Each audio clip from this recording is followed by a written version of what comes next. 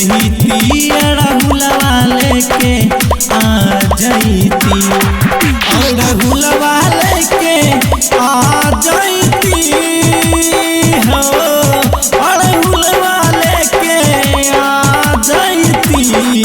असगरही में माई पूजहिती अड़हुलवा लेके आ जईती।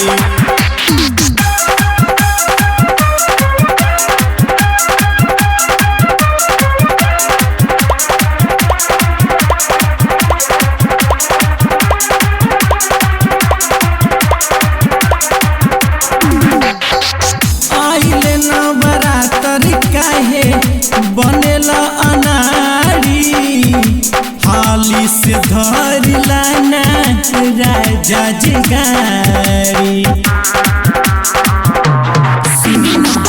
आइले नवरात्र काहे बनेला अनाड़ी, हाली से धरला ना राजा जी गाड़ी। नून तेल न खहिती अड़हुलवा लेके आ जईती।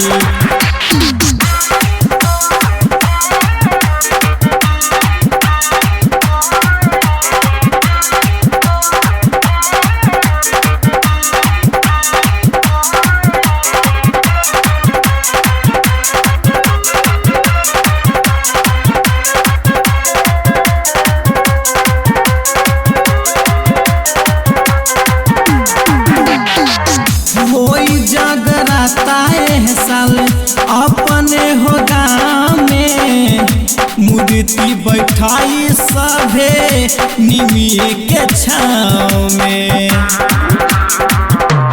राजा होई जागराता साल अपने हो गाँव में, मूर्ति बैठाई सभे निमिये के छाँव में।